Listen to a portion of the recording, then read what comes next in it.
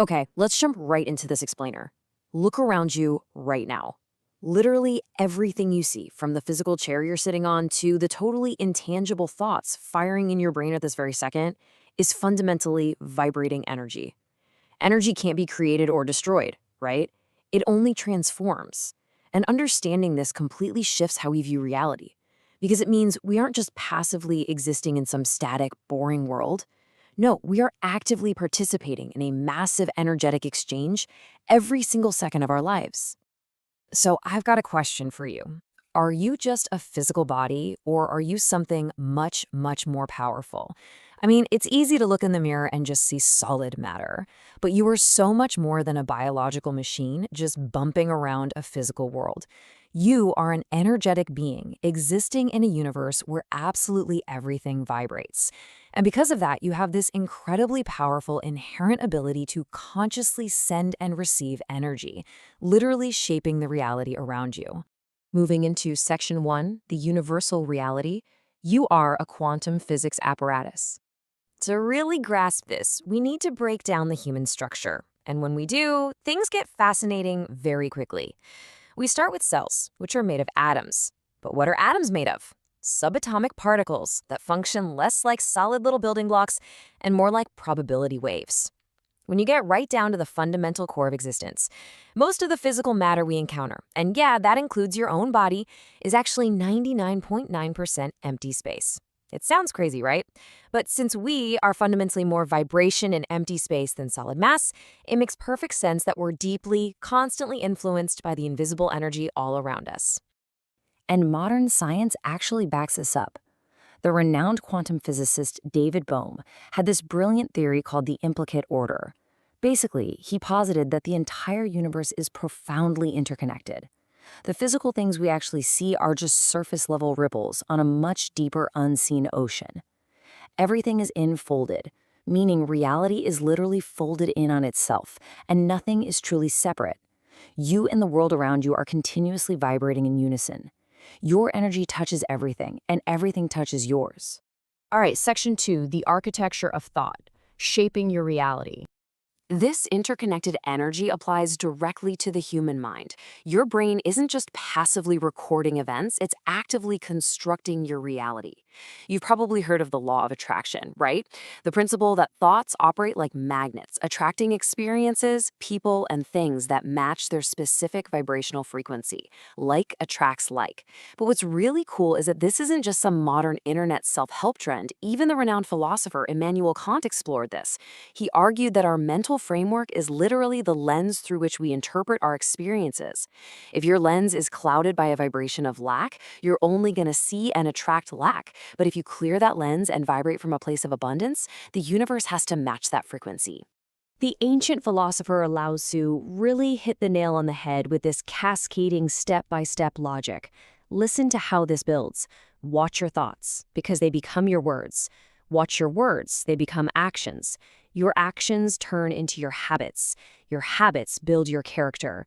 And your character? Well, that ultimately becomes your destiny. It's an exact blueprint showing how a single, vibrating thought eventually solidifies into the very real, tangible reality of your life. Which brings us to section 3, the frequency of emotion, the vibration of words and feelings. Now, this is where it gets super interesting. We just looked at the macro level of destiny, but let's zoom in on the micro level of daily emotions. Just thinking or speaking a single word emits a specific energy. High-frequency words like love, peace, or God literally elevate your consciousness. They light up your brain with positive energy. On the flip side, words steeped in hate, worry, or Satan evoke these incredibly dense, low-energy frequencies that just pull your consciousness down. You are quite literally programming your energetic state moment by moment with the vocabulary you choose to use. And honestly, managing these internal emotional frequencies has always been the ultimate human struggle. Even Plato wrote about this. He said that the 3 parts of the soul are at odds with each other, and it's their struggle that accounts for the variety and complexity of human behavior. He was talking about the push and pull between reason, spirit, and appetite. So navigating shifting emotional vibrations isn't some new age problem. It is a complex, built-in part of being human that philosophers have been trying to figure out for millennia. So how do we handle this emotional tug of war? History gives us two totally different yet amazing approaches. The existentialist Albert Camus viewed embracing positive emotions as an act of rebellion, like actively asserting joy and high-frequency vibrations despite how absurd and chaotic life can be. Then, conversely, you have the ancient Stoic philosopher Seneca, who approached negative emotions with strict mastery and logic. He was all about maintaining rational inner tranquility and refusing to let external chaos mess with his internal vibration. Both are incredible, time-tested ways to anchor your energy. Moving on to Section 4, the physical vessel. Your body as a conduit. To actually unlock these higher vibrations in real life, you absolutely need a healthy physical medium. You can't separate the mind from the body. Your body is the direct conduit for your energy. Think of it as a holistic triad: diet, sleep, and rest. Eating nutrient-dense whole foods isn't just some biological chore. It provides the high-frequency building blocks you need for vitality. Sleep is the body's ultimate natural healer. It clears out all the energetic gunk from the day. And intentional rest, like doing hobbies or practicing self-care, is absolutely crucial. Prioritizing these three is a conscious choice to elevate your entire existence. Picture a river flowing smoothly, completely unobstructed by rocks or debris.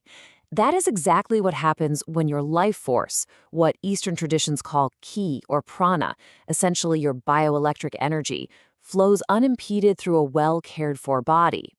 When you clear physical and mental blockages through proper rest and health, that water rushes through with immense power. It makes you infinitely more resilient and adaptable to the totally unpredictable currents of life. Okay, Section 5, the actionable toolkit. Tools to raise your vibration. So how do we actively clear that debris out of the river? Well, you have a massive toolkit at your disposal to use right now. First, meditation allows you to tune out the relentless noise of the modern world and tap into a serene mental space. Then there's energy healing, things like Reiki, acupuncture, or sound healing, which literally help unblock stagnant physical energy. Affirmations and visualizations use the sheer power of your mind to reprogram your subconscious beliefs. And honestly, sometimes it is as simple as just stepping outside. Spending time in nature lets you physically absorb the naturally grounded, high vibrations of the earth. But here is the absolute most crucial takeaway. Raising your vibration isn't a one-time trick you do for 5 minutes on a yoga mat. It's a continuous, holistic lifestyle. It requires the active practice of gratitude, which acts like a magnet to attract more things to be grateful for. It requires mindful living, actually being present in the now. And above all, it requires fiercely guarding your energy. You have to surround yourself with positive people, uplifting places, and media that fuels you rather than drains you. Which leaves us with a final thought to wrap up this explainer. The universe is vibrating right now, all around you and within you. And the power to mold and transform that energy is completely in your hands. So, what frequency are you going to tune into today? Thank you so much for joining me to unpack this source material. I hope you found it as engaging and eye-opening as I did. Take care and keep vibrating at your highest level.